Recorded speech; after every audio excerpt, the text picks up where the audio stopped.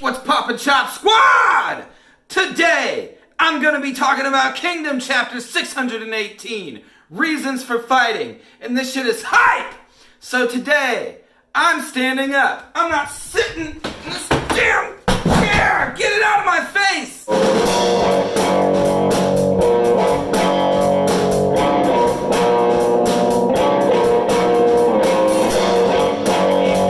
Alright, now that that's done, 618 starts us off where the last chapter stopped. A spearman is riding towards Cario 10. What's gonna happen? Well, I'll tell you what's gonna happen.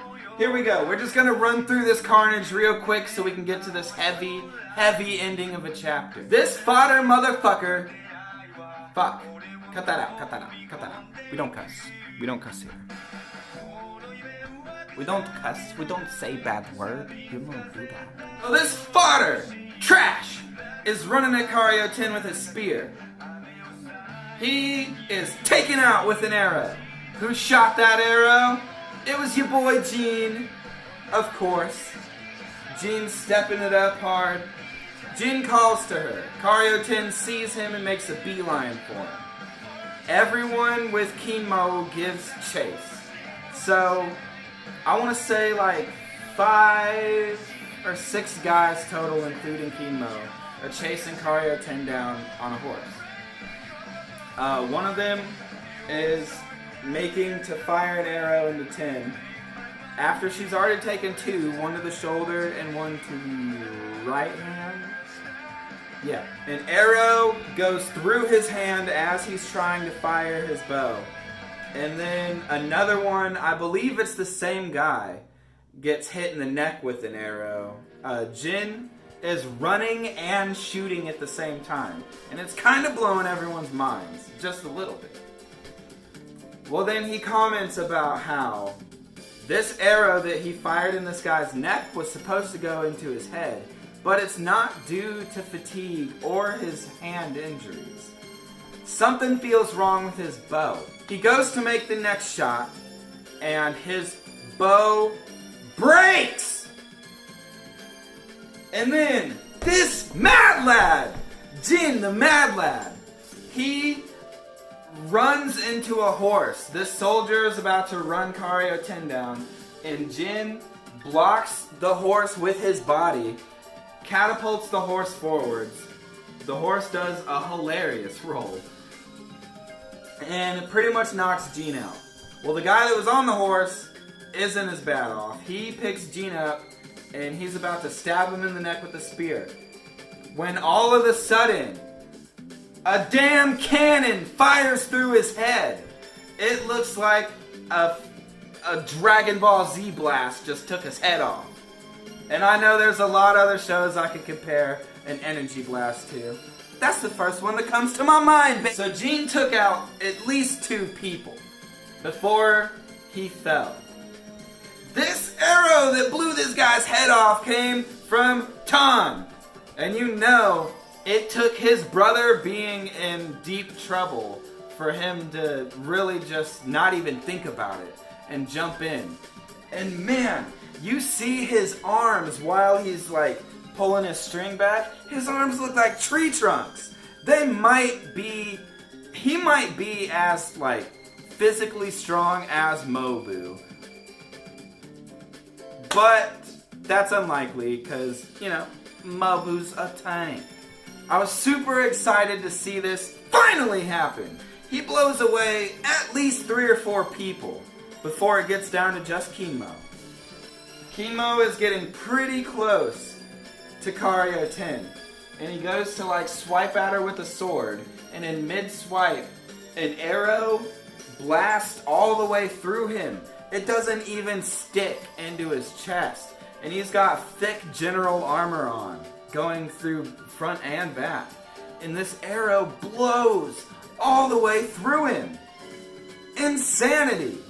It's just insanity. Cario 10 is trying to aid Jin and see if he's okay. And Kinmo rises again.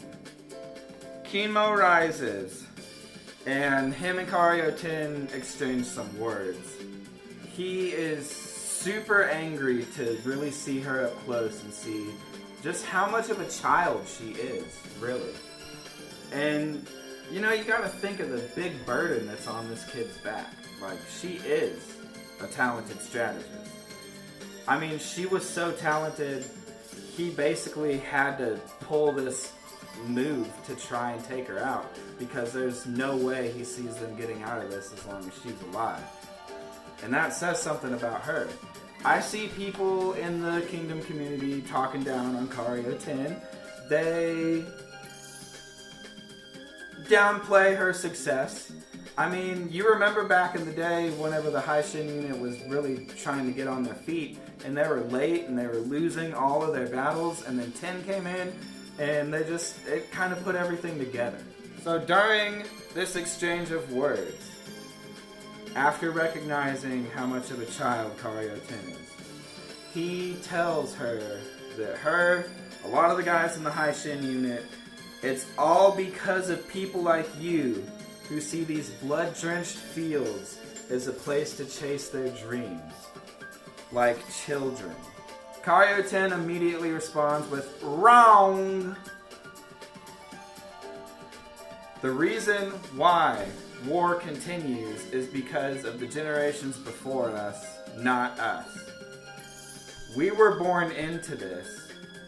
Everyone fights for a purpose. We respect that.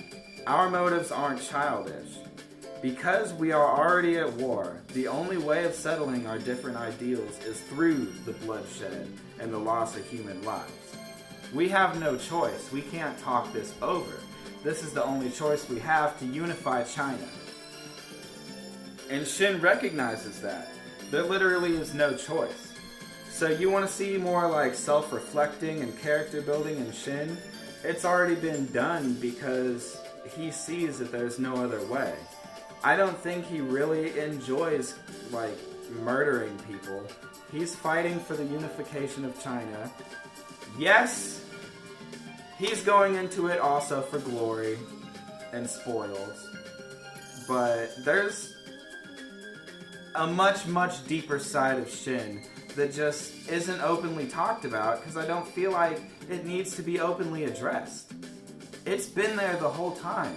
Shin, he's such a loving, great leader. I mean, you see the way that his generals treat him. Like, he's their brother. Not just their boss. He's not their commander. They're family. Kario 10 tells Kinmo that we understand you. That's why we can keep pushing and why we keep fighting. When you fall, your hopes, your dreams, everything that drives you will be carried on by us. As tears of blood are running out of Kinmo's eyes, he thinks back to Keisha and recognizes how she could have fallen to Shin and the Haishin unit. With a mighty battle cry of victories for the armies of Zhao and Riboku alike, Kinmo raises up one final time to try and strike down Kario 10. And he takes an arrow directly to the forehead. And this is the last panel we see. Ending off this chapter, I feel like it was very heavy and impactful. I thought it was a great chapter. I am very much so looking forward to reading the chapter that's coming out later this week. No Break, That's Sick.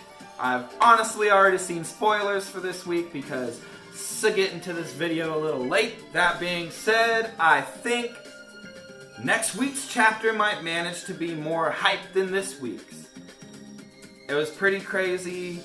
I can't wait to look back on this arc as a whole and read it from front to back, because reading stuff weekly and binging it is a totally different beast. This arc has felt very slow, and it has been running for a couple of years now. But I know from experience, when you're reading Kingdom, you don't want it to stop.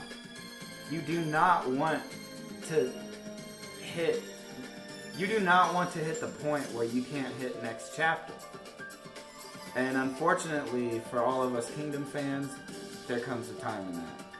rejoice in rereading it and catching things that you haven't seen before.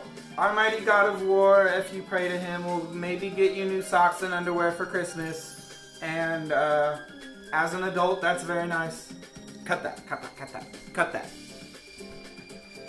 You hear that, future Slater? Cut that. I love talking about Kingdom. I love making these videos. If you got anything to add, if you liked what I did, if you didn't like what I did, you got something to say to me, say it in the comments down below. If you want your Kingdom content that's going to keep coming no matter what, even if my body passes, I will be ghosting in this shit talking to you. Because I just love Kingdom that much. Subscribe to the channel so you can keep getting your Kingdom shiz. This has been Slate D from Mongolian Chop Squad. I hope y'all have an awesome week. I'll see you around. That was bad.